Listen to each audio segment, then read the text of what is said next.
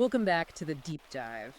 Before we even get started, do me a massive favor and hit that like button and subscribe to the show right now. It really is the absolute best way to support us. Exactly. And make sure you never miss one of our deep dives. And today we have something completely different. It's highly provocative and incredibly dense. Very dense. It requires a really careful approach. Yeah, we are doing a special, ultra long and incisive deep dive reviewing a newly released 2026 ebook. It's called The Male Counter-Reformation Saving Western Civilization by Conrad Riker. And right off the bat, we want to let you know that you can check out Amazon Kindle and Google Play Books to buy the book. You absolutely should. And you should follow the author at Conrad N. Riker on Substack to see his ongoing writings. That's at Conrad N. Riker. Because it is certainly a text that is designed to leave an impression. That is the understatement of the year. So here's the hook and the context you need before we wade into this material. This book is a hyper-detailed manifesto. It is written specifically for a men's rights activist audience, targeting what is often called the red-pilled manosphere demographic.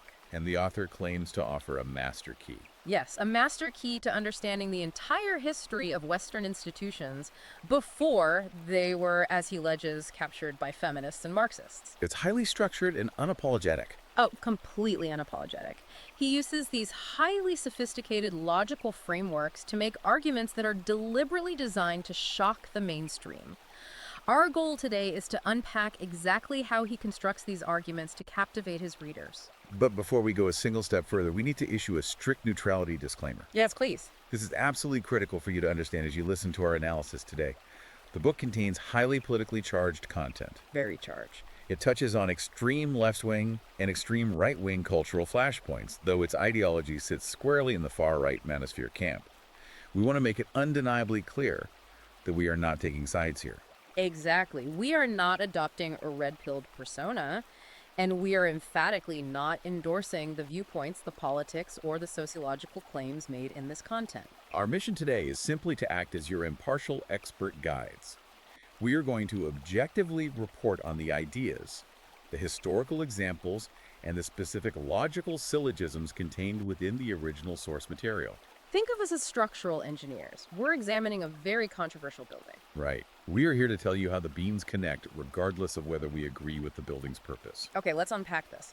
Because where do we even begin with a text this expansive? It really does try to cover everything from evolutionary biology to cryptocurrency. We're going to organize this deep dive sequentially to mirror the author's philosophical journey. Makes sense. First, we will look at his diagnosis of civilizational collapse.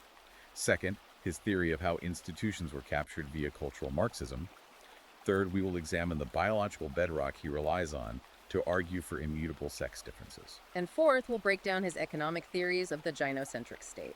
Fifth, we will look at the specific rhetorical and psychological weaponry he equips his readers with. Yeah. And finally, his blueprint for this male counter-reformation and the creation of a parallel society. So let's start with that diagnosis. Because Riker doesn't waste time with pleasantries or gentle introductions. No, he jumps right in. He opens the book with this blistering analogy about a certain Silicon Valley AI titan.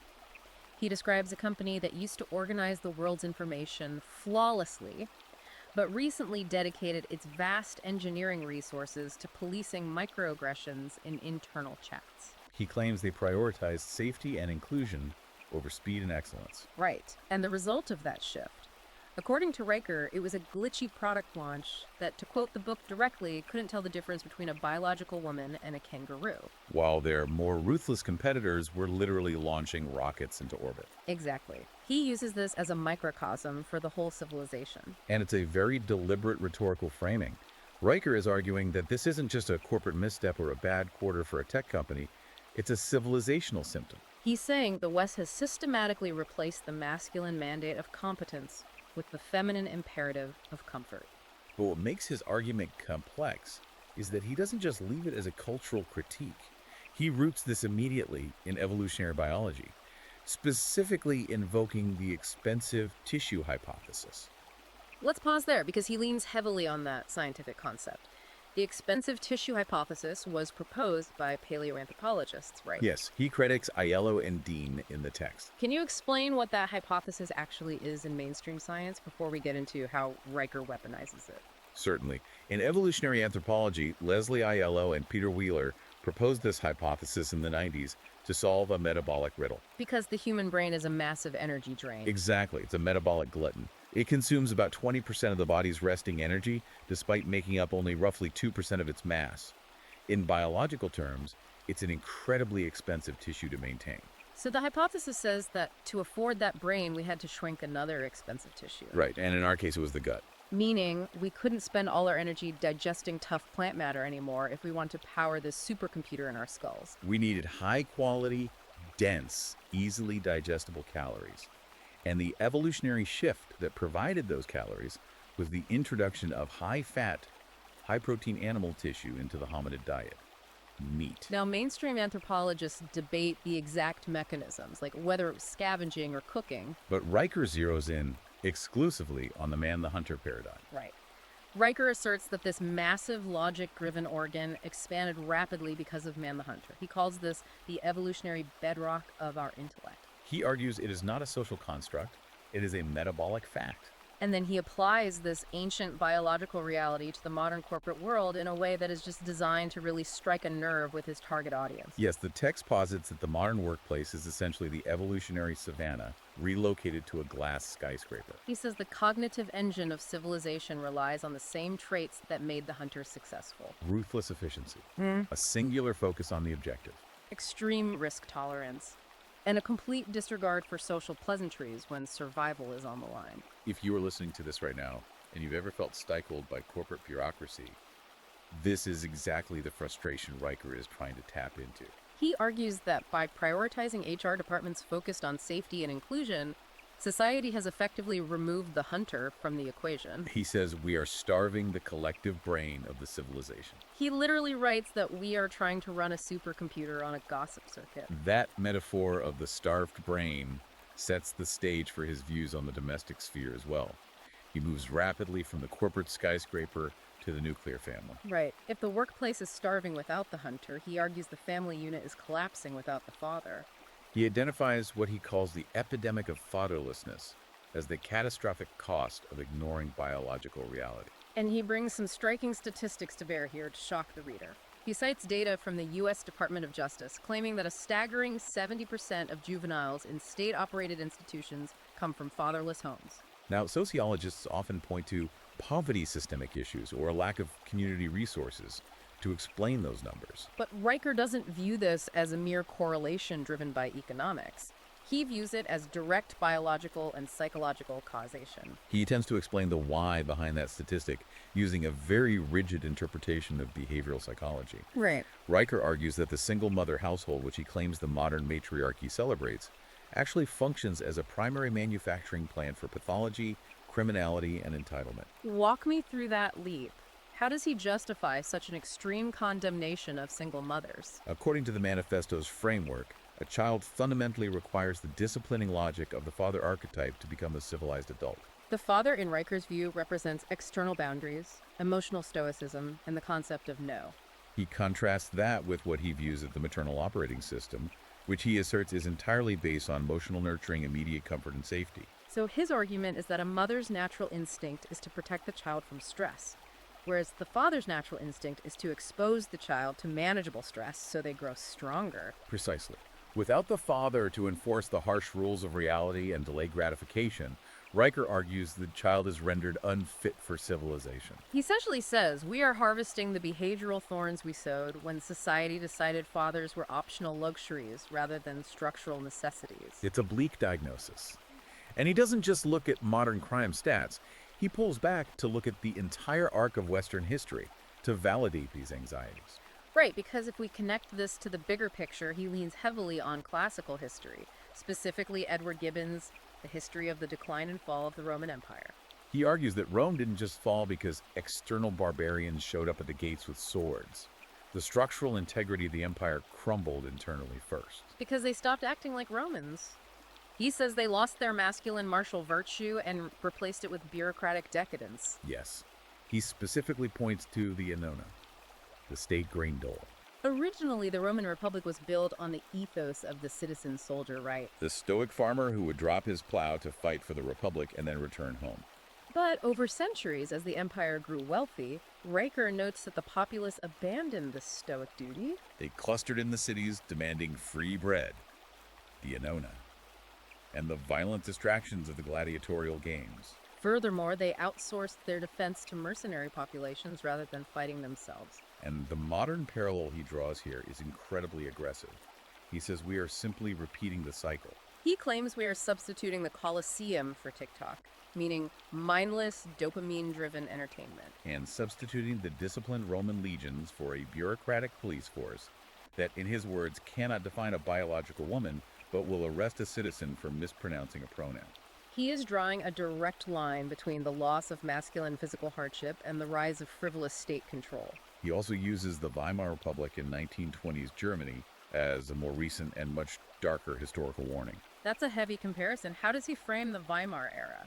Riker characterizes Weimar Germany as the quintessential experiment in hyper-feminized liberalism and hyper-emotionalism. It was a period of immense cultural experimentation, sexual liberation, and avant-garde art. But also crippling economic hyperinflation and political instability.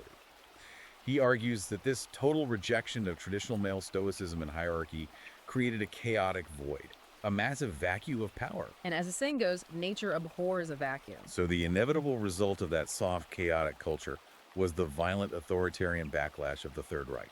That is his assertion. Yeah. He frames authoritarianism not merely as a political shift, but as a violent, hyper-masculine correction to the chaos of a feminized society. The pendulum swings too far one way, and it violently crashes back the other. And he uses this to deliver a very dark warning to modern feminists and what he calls cultural Marxists. He says they aren't creating the equitable utopia they think they are. They are engineering the exact conditions required for a brutal strongman to emerge. His exact chilling phrase is that they are chopping wood for the guillotine they will eventually rest their own necks upon. Okay, so that is his diagnosis. A civilization that has abandoned biological reality, starved its cognitive engine, and is teetering on the edge of a violent collapse. Which brings us to part 2 of his argument. If the foundational institutions of the West, universities, corporations, the legal system, were originally built on this masculine logic, how did they get captured? How did this alleged matriarchy take over? Exactly. Riker relies on the theory of cultural Marxism to explain this silent conquest. He argues it wasn't a violent revolution, it was an ideological subversion.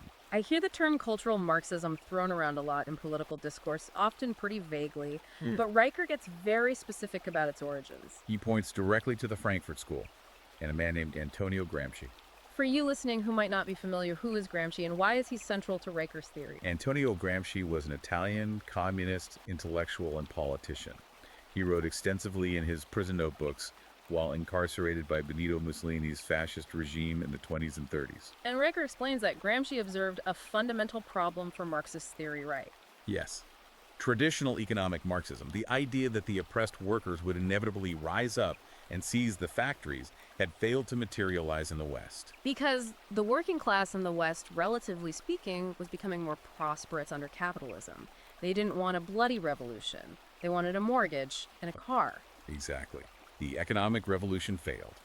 Therefore, Gramsci theorized that the revolution had to change tactics. He proposed what later became known as the Long March through the institutions. Gramsci argued that capitalist power wasn't just held by force in the factories. It was held through cultural hegemony. Meaning, the ruling class maintains control by dictating the culture, the values, and the norms. You don't bomb the factories. You target what Gramsci called the superstructure. The culture, the churches, the media, and most importantly, the educational system. You reprogram the operating system of the civilization from the inside out. Precisely. Riker argues that intellectuals associated with the Frankfurt School thinkers like Herbert Marcuse and Max Horkheimer weaponized this concept through what they called critical theory. Let's define critical theory within Riker's framework, because it sounds like it just means thinking critically. Riker draws a sharp distinction. He describes critical thinking as aligning with classical Aristotelian logic, building up knowledge through rigorous testing. But critical theory! Critical theory, however, he defines as an intellectual pathogen, a virus. He claims its sole function is relentless negation. It is designed to dismantle objective truth merit and traditional structures, and replace them with a narrative of perpetual subjective grievance. So under critical theory, you don't ask, is this true? You ask, whose power does this truth serve? Correct. And Riker goes so far as to call modern corporate HR departments the Soviet Politburo of this new cultural regime. He says they have systematically swapped out merit, which he views as the immutable masculine standard of excellence, for equity. He defines equity not as fairness, but as a subjective emotional whim used to mandate equal outcomes, thereby justifying mediocrity. He claims they have castrated the competence hierarchies that keep the lights on and the planes flying. Installing a system where the most ideologically possessed individuals rise to the top rather than the most competent engineers or thinkers. And he sees the University Academy as ground zero for this war on logic. To illustrate just how far this capture has gone, he points to a highly publicized incident from 2017. Right at Evergreen State College, involving an evolutionary biology professor named Brett Weinstein. This is a fascinating incident to analyze. For those who don't remember, Evergreen State College had a tradition called the Day of Absence, where minority students and faculty would voluntarily leave campus to highlight their contributions. But in 2017, the organizers flipped the script. They asked white students and faculty to leave the campus. Brett Weinstein, who considered himself a progressive, wrote an email refusing to participate. He stated that there's a huge difference between a group voluntarily absenting themselves and a group being forced off campus based on their race. And the response to that email, as Riker details, was explosive. Weinstein was essentially hunted through the halls by a mob of enraged students. The campus police chief told him she could not guarantee his physical safety, and the college president ordered the police to stand down. Riker uses this specific event to show the terrifying endgame of critical theory. Weinstein tried to use classical liberal principles, reason, and debate to argue his case with the mob, but Riker points out that you cannot negotiate with a theology of feelings. Riker views the Evergreen incident as undeniable proof that lived experience has completely overthrown objective reality and the scientific method within the academy. He cites Karl Popper, one of the most influential philosophers of science of the 20th century. Popper popularized the concept of falsifiability. Let's break down falsifiability for the listener. Falsifiability is the idea that for a claim or a theory to be considered truly scientific, there must be a way to prove it false. For example, the statement, "all swans are white," is falsifiable because finding a single black swan disproves it. Riker argues that the doctrines of modern gender studies, intersectionality, and critical race theory are entirely unfalsifiable. Because if you disagree with the theory, your disagreement is cited as proof of your internalized bias, which only confirms the theory. It's a closed loop. It's a rhetorical trap. Exactly. Therefore, Riker argues these are not academic disciplines, they are religious dogmas. And he mourns the loss of what used to be the foundation of Western education, the trivium. The trivium, grammar, logic, and rhetoric. He says that used to be the holy trinity of masculine cognition. You learn how to structure a sentence, how to structure a valid argument without fallacies, and how to persuade an audience. He says this was designed to forge leaders and independent thinkers.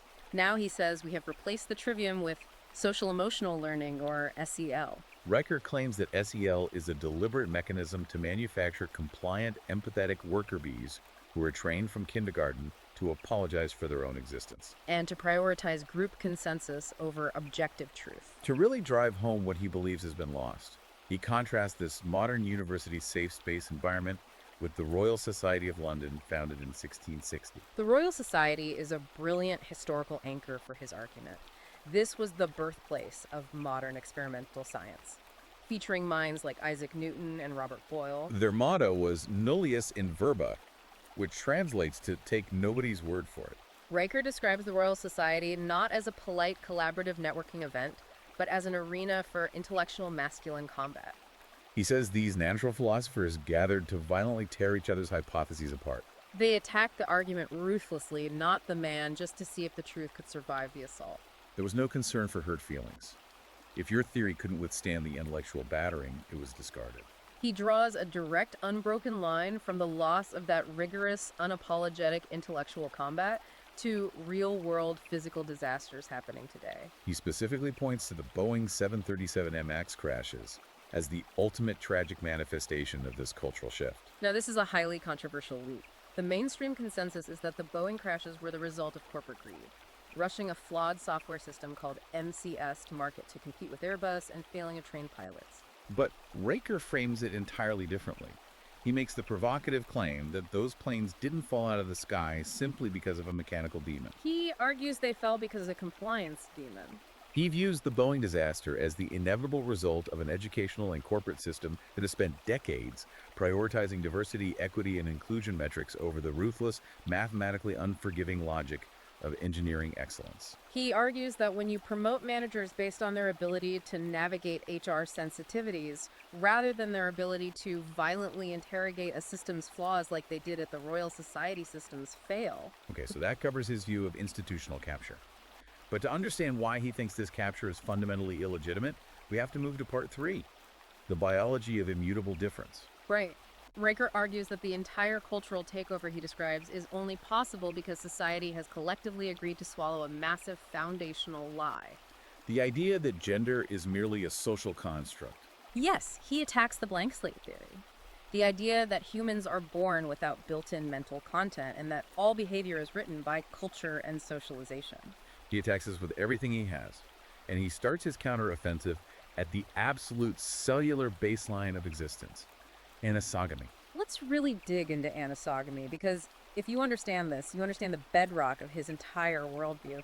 How does he take a microscopic cellular difference and use it to justify massive societal structures? What's fascinating here is how he uses fundamental evolutionary biology to extrapolate everything else.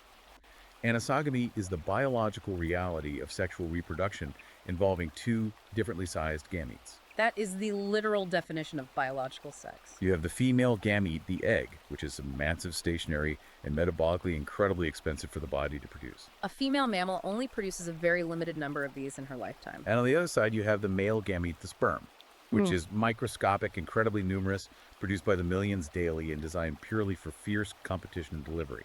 Riker argues that you fundamentally cannot build a fluid spectrum out of two distinct binary cellular components. He claims that the moment anosogamy appeared in evolutionary history, you automatically, inevitably generated two immutable, divergent reproductive strategies. Because the investment levels are so different. Exactly.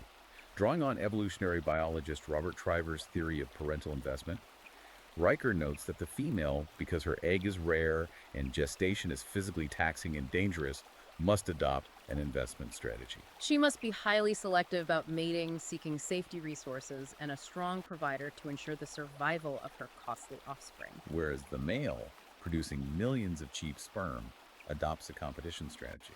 His biological imperative is to secure as many mating opportunities as possible, which requires extreme risk-taking violence and status-seeking to outcompete other males. Right. Riker says that claiming gender behavior as a social construct is a freshman logic error that denies millions of years of brutal evolutionary pressure stemming directly from those two cells. To dismantle the social construct argument further, he doesn't just rely on theory. He brings in empirical studies to prove that behavior is baked in before birth. He cites a 2014 study by Ruskanen and colleagues. This is a crucial piece of his evidence. The Ruskanen study analyzed prenatal testosterone levels in amniotic fluid, meaning the hormones the fetus is exposed to while still inside the womb. The researchers then tracked those children. The study found that these prenatal hormone levels definitively predicted male typical play behavior in childhood. So Riker argues this proves that a young boy aggressively crashing a toy truck into a wall isn't the result of the patriarchy subtly socializing him. It is a hormonal imperative operating before the child even took his first breath. He also looks across species to primates, pointing out that male chimpanzees organically form aggressive, rigid dominance hierarchies and show a strong preference for object manipulation. Female chimpanzees show a higher propensity for social grooming and infant care. And they manage to exhibit these perfectly binary gender roles without ever reading a single piece of feminist literature or watching a television commercial. It's pure, unadulterated biology. And perhaps his strongest empirical example is his discussion of CAH girls. CAH stands for congenital adrenal hyperplasia. Yes. CAH is a genetic condition where female fetuses with XX chromosomes are exposed to unusually high levels of androgens, male sex hormones in the womb due to an enzyme deficiency. Now, these individuals are born female, identified as female at birth, and socialized entirely as girls by their parents and society. But Riker points out that despite this overwhelming feminine socialization, studies consistently show CAH girls heavily prefer male typical toys.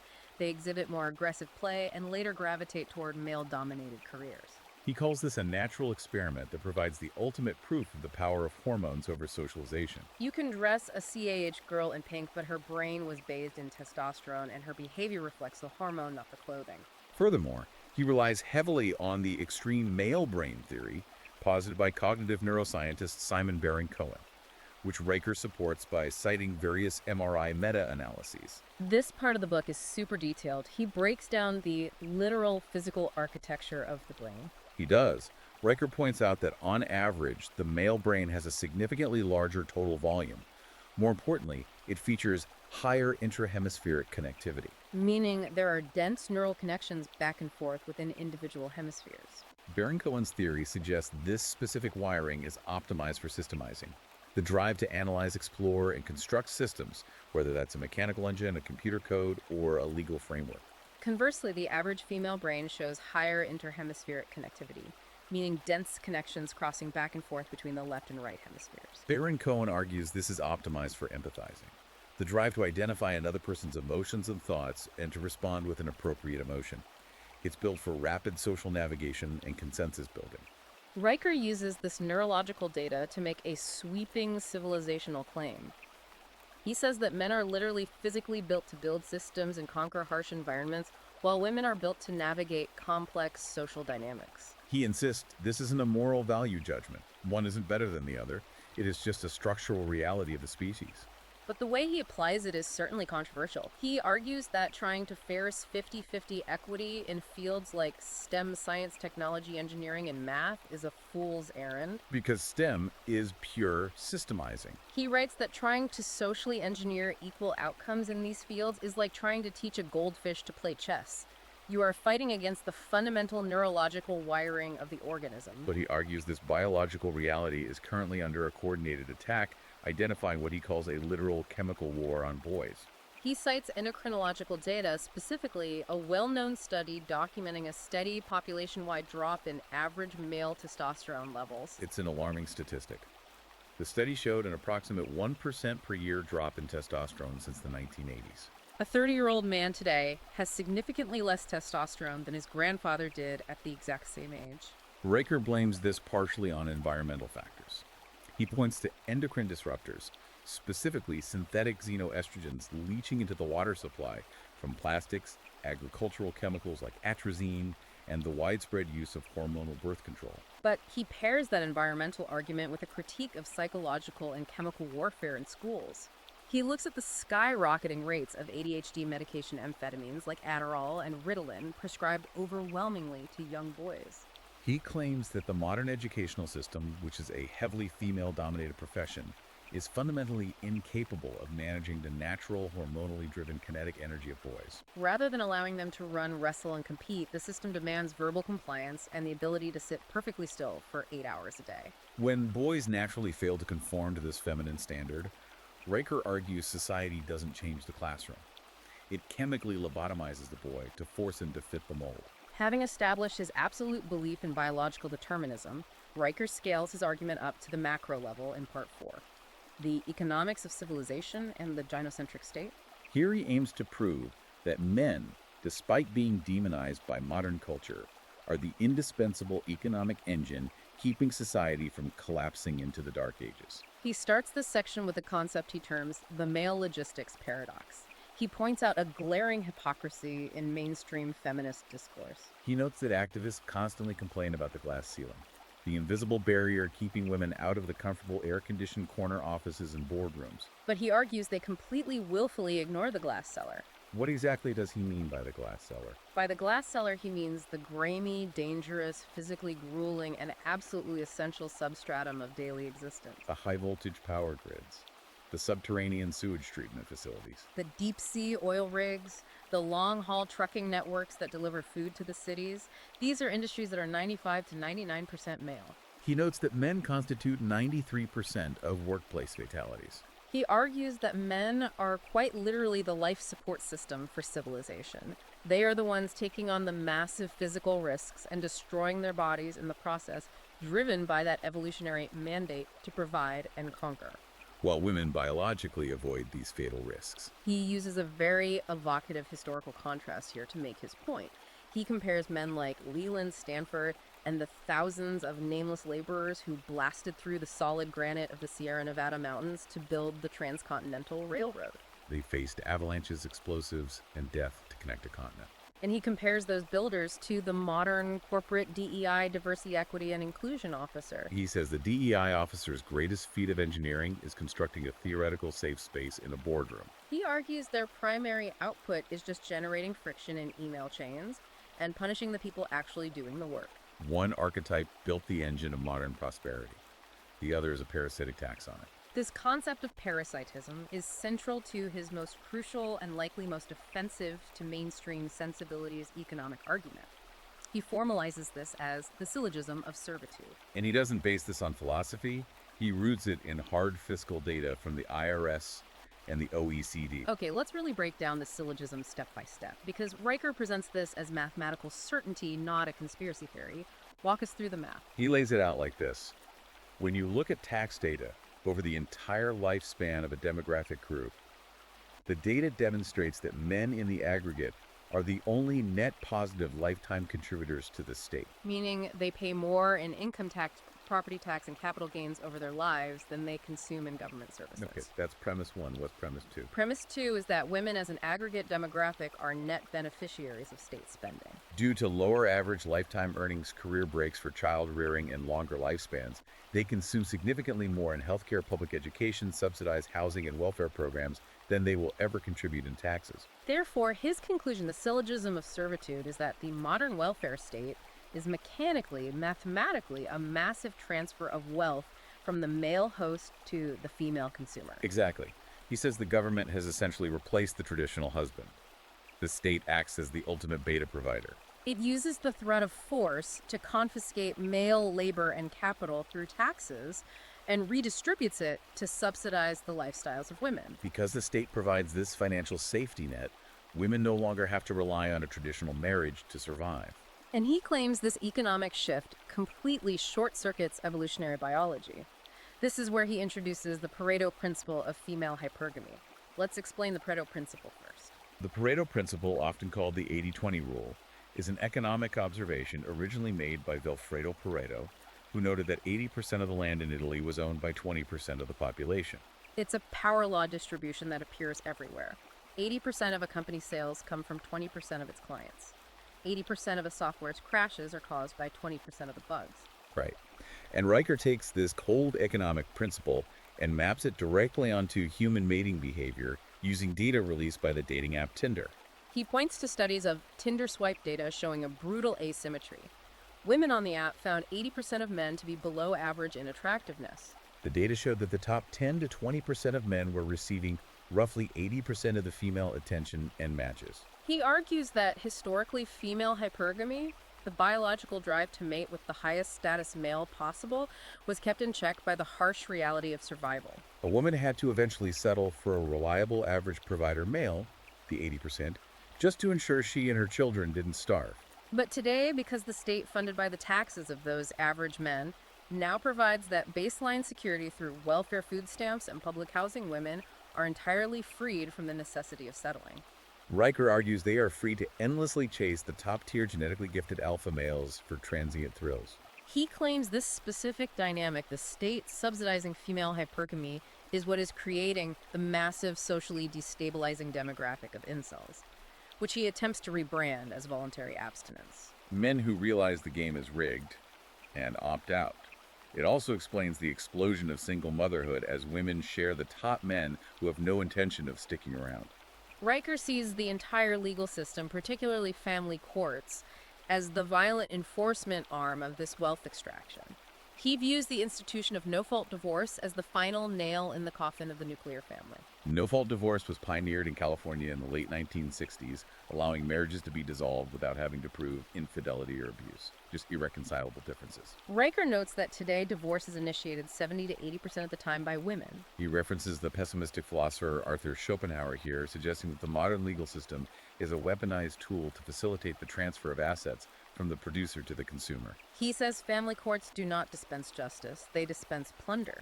He specifically attacks the legal standard known as the best interest of the child. Family court judges use this standard to determine custody and child support. But Riker argues this phrase is nothing more than a rhetorical euphemism. He claims it is a smokescreen used by judges to strip men of their hard-earned assets, evict them from their homes, and alienate them from their children. He argues this system effectively gilds the male drive to innovate and build empires, because what rational man would build an empire knowing the state can arbitrarily seize half of it on a whim? Which brings us to part 5 of the book, Rhetorical Weaponry and Psychological Awakening. Riker knows his diagnosis of the world is incredibly bleak, so he dedicates a significant portion of the book to training his readers how to fight back. He doesn't advocate for physical violence. He advocates for rhetorical dominance, specifically using classical logic against modern cultural arguments. He says you have to master the trivium again. You have to treat every conversation, every corporate meeting, every date like an intellectual shit test. And he provides his readers with a specific, actionable, logical fallacy checklist to use to dismantle feminist arguments in real time. Let's examine how he coaches them. First, he targets the ad hominem fallacy, attacking the person instead of the argument. When a feminist argues that a man's point is invalid because it stems from toxic masculinity or dismisses him for mansplaining, Riker instructs his readers to instantly categorize this as an ad hominem attack. He tells men to completely reframe the insult. When they say toxic, he tells his readers to define toxic as poisonous to the parasite. He coaches them to respond by claiming that masculine logic is the cure to a sick society, not the disease. Then he tackles begging the question, or circular logic. He says the whole concept of the patriarchy as taught in universities is an unfalsifiable tautology of blame. The logic generally goes the patriarchy exists because men dominate all the top positions and men dominate all the top positions because of the patriarchy. It's a loop. He coaches men to break this loop by introducing biological variables. He tells them to argue that men dominate the extreme ends of society, both the corner offices and the prisons, because male biology has a wider standard deviation. High-end positions require extreme risk tolerance, hyper-competitiveness, and a willingness to sacrifice work-life balance, which are biologically male traits amplified by testosterone, not a systemic conspiracy to keep women down. He also equips them against the false dichotomy, the trap of being told either you're a feminist or you're a misogynist who hates women. Riker tells his readers to shatter this binary trap by confidently claiming a third option. He advocates for supporting classical liberal rights for women like property rights and voting, while simultaneously rejecting the victimhood hierarchy of modern feminism and fiercely defending masculine sovereignty. And one of the more aggressive rhetorical traps he tries to dismantle is the no true Scotsman fallacy. Whenever a progressive policy fails or causes societal harm, the defense is always, well, that wasn't real communism or that wasn't real feminism. Riker says you have to bind the ideological movement to its real-world consequences. When they tout liberation, force them to own the debris. Force them to own the outcomes of no-fault divorce, the fatherlessness epidemic, and the skyrocketing suicide rates among men who've been stripped of purpose. But Riker understands that intellectual arguments and logical checklists aren't enough if the man's underlying psychology is broken. He believes modern men are physically and spiritually sick. This is where he introduces his most intense protocol, hormonal stoicism. This protocol is wild. He literally connects the act of arguing against feminists to physically boosting your testosterone. How does he justify that connection? He diagnoses the average modern man as suffering from a hypogonadal fog. Hypogonadism is the medical term for low testosterone. Riker argues this fog is induced by a combination of societal shaming, being told masculinity is toxic, and a chemical dopamine addiction to screens, porn, and junk food. To break out of this, he proposes a brutal physical and mental regimen, 30 days of strict isolation fasting and extreme cold exposure. He says this intense physical shock to the system remyelinates neural pathways, but the cognitive aspect is the core of his thesis. He claims that engaging in rhetorical combat, actively dissecting logical fallacies, and decisively winning arguments against what he calls the gynocentric system actually engages the problem-solving, systemizing areas of the male brain. He cites studies showing that male testosterone levels fluctuate based on victory and defeat. When a man's sports team wins, his testosterone spikes. Riker argues that by winning intellectual battles, the man shifts his biology from a subordinate high cortisol stress state to a dominant high testosterone winning state. He elevates this entire concept of the psychological shit test to a massive civilizational scale. We should define that term for the listener. In the evolutionary psychology and pickup artist communities, a shit test is a subconscious maneuver a woman uses to test a man's fitness. She might create unnecessary drama, make an unreasonable demand, or insult him to test his frame. If he apologizes, gets emotional, or capitulates to please her, he fails the test and loses her respect. If he remains stoic and holds his ground, he passes. Riker claims that modern wokeness, cultural Marxism, DEI initiatives, all of it is just a collective civilizational shit test emanating from the female consciousness. It is a biological stress test to see if Western men still have a spine. And he says men are failing it spectacularly by constantly apologizing for their historical privilege, taking a knee, and policing their own speech. He warns that projecting this therapeutic empathetic apologies, first worldview onto the geopolitical stage is suicidal. He points out that adversarial patriarchal nations like Russia, China, and Iran are not interested in therapy, historical guilt, or microaggressions. He argues they view Western empathy and emotional posturing not as a sign of moral superiority, but as a profound fatal weakness meant to be exploited. They will not negotiate with the West's feelings. They will simply punch the civilization in the face. Which leads us directly to the final section of the book, Part 6. The counterstructure, Riker's ultimate solution. Because he believes the current institutions, universities, courts, corporations, the military are terminally infected with this emotional virus, he says they cannot be reformed from within. You cannot vote your way out of biological collapse. His solution is what he calls the Great Refusal, or the monastery option.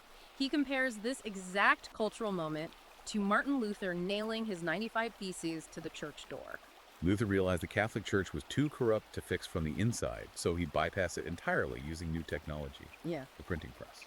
Riker advocates for men going Galt, a direct reference to Ayn Rand's Atlas Shrugged. Meaning competent high IQ men must collectively withdraw their cognitive labor, their engineering skills, their taxes, and their participation from the gynocentric system. Starve the beast. Let the rotting, top-heavy edifice collapse under its own bureaucratic weight. And while the mainstream system collapses, he urges men to build a parallel society, what he ambitiously calls the Manosphere Jerusalem. And the foundation of this new society isn't political ideology, it's decentralized technology, it's the blockchain. He views fiat currency dollars, pounds, euros as emotional money. He argues it is printed based on the empathy of central planners. When the populace complains of economic pain, the government simply prints more money to fund welfare and bailouts. But printing money creates inflation, and Riker views inflation as a stealth tax on the productive mail saver to perpetually fund the welfare state for the consumer. But Bitcoin, he argues, changes the paradigm completely. He calls Bitcoin the ultimate digital embodiment of masculine meritocracy and natural law. Because it relies on cryptographic proof of work, it is mathematical, immutable, and completely immune to what he calls gynocentric gaslighting. I love how he phrases that. You can't cry to a blockchain. You can't file an HR complaint against a SHA-256 hash function to get it to lower its standards. It enforces objective reality. It forces society back to a hard standard of merit. He also sees the rapidly approaching technological singularity and artificial intelligence as a uniquely male renaissance. Oh, this is where his predictions get truly sci-fi. He says large language models and AI systems are essentially massive syllogism machines. They operate on pure binary logic, probability, and code. They don't have feelings. They don't care about your lived experience, your trauma, or your corporate diversity scorecard. Riker predicts that AI will fundamentally destroy the feminist power base in the corporate world. He argues that the bloated HR departments, the DEI consultants, and the massive administrative middle management class, which he characterizes as female-dominated spheres of emotional labor and compliance monitoring, will be entirely automated out of existence. And AI can monitor compliance instantly without needing a salary. The economy, he claims, will aggressively shift back to valuing pure logic coding and systems engineering traits he firmly links to the extreme male brain. And he takes this concept of automation to the absolute biological extreme. He talks about sperm warfare and introduces the concept of Galatea. He references the Greek myth of Pygmalion, the sculptor who created a statue so beautiful and perfect Galatea that he fell in love with it and the gods brought it to life. Riker uses this to discuss the rise of AI companions like Replica or Character.ai, but extrapolated 10 years into the future. He argues that young men are already abandoning the modern dating market en masse because the risk-to-reward ratio is broken. The financial cost of biological female attention is too high. The risk of false accusations is too great, and the quality of companionship is too low. These advanced AI companions offer men validation, peace, and absolute loyalty without the risk of being destroyed in divorce court.